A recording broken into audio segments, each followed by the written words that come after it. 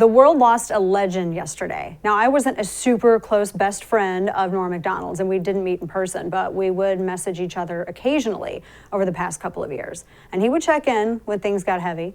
The announcement came yesterday while I was on radio that Norm Macdonald passed away at 61 years of age after a very long and private battle with cancer.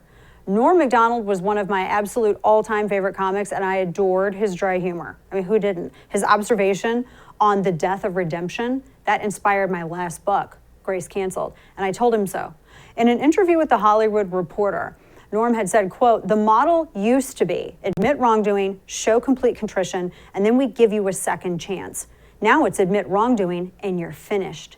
And so the only way to survive is to deny, deny, deny, and that's not healthy, that there is no forgiveness," end quote. It was brilliant insight, as usual. And that kind of insight is why I've been a fan of his for a long time, that and his dry humor, and he just makes everyone laugh. I've seen, I think, virtually everything that he has ever done, including the projects for which he simply wrote. Macdonald's one of the most underappreciated comics ever, and he is one of the smartest ones ever who was ever in the business. And sometimes I think he flew over the heads of a lot of those who were less familiar maybe with his approach or work. And sometimes I think he plans it this way. I kind of wondered if his interview on The View a few years back wasn't one of those times. I wasn't sure. Macdonald is not a pushover. So whatever was percolating inside of his head, his answers and his demeanor, that was further inspiration for me to write this book.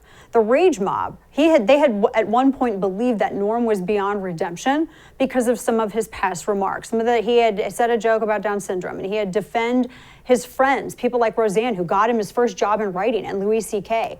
He wasn't defending their actions, he was defending the fact that they could be redeemed. And I don't know what was in his heart on the day that he gave an interview about it at The View, but I know what was in my head.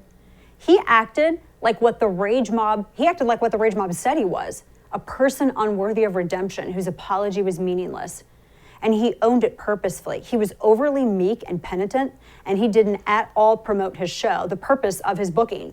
Whoopi Goldberg had to do it for him and kept discussing it even after Norm said that he felt weird promoting his show. Here's the moment that things got heavy. Watch this. I realized at that moment that I'd done something unforgivable.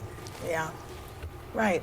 I mean, you know, it's like things spill out sometimes, and it's just difficult. You also you're friends with Roseanne. She gave you your first job, I Yes, she understand? gave my first job. And so you put her together with Louis With C.K. Louis. Yeah, because I was really concerned about Roseanne, and you know, I don't want someone to end up killing themselves or anything. Of course not.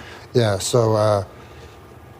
Don't you think Louis, you say that you think they deserve a comeback. Now, I was saying yesterday that Louis performed at Comedy Cellar, and what he didn't talk about these allegations in his set, which I would have thought that he would have done.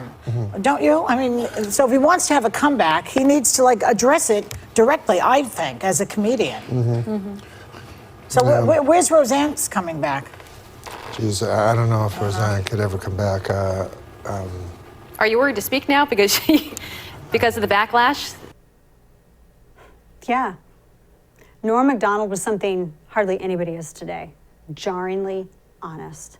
And it's what made his comedy undeniably funny. He said what everybody was thinking out loud, even if it offended. And it was good comedy. Good comedy can often offend people. Like, for instance, these clips from SNL. Saturday Night Live, where he lampooned Bill and Hillary Clinton. This is classic. Watch. A frightening moment this week for First Lady Hillary Clinton. Her plane, en route to the former Soviet Union, was forced to make an emergency landing when it was discovered that a frayed wire in the engine was causing serious malfunctions. The president was said to be furious and demanded an immediate investigation of what went wrong with Operation Frayed Wire.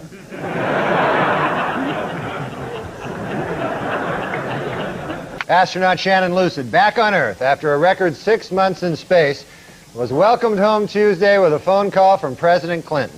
Said the president, quote, "This is just the beginning. One day we'll be able to send an American into space indefinitely, and I hope it's a woman."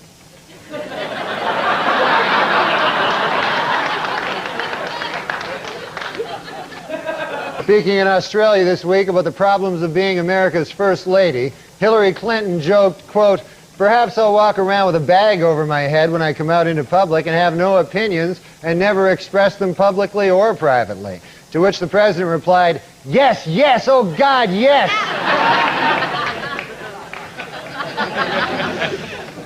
As new questions arise about Hillary Clinton's role in Whitewater, the president appears to be distancing himself from the First Lady. Earlier today in his weekly radio address, the president insisted, hey, I sleep with hundreds of girls, I can't vouch for all of them, you know?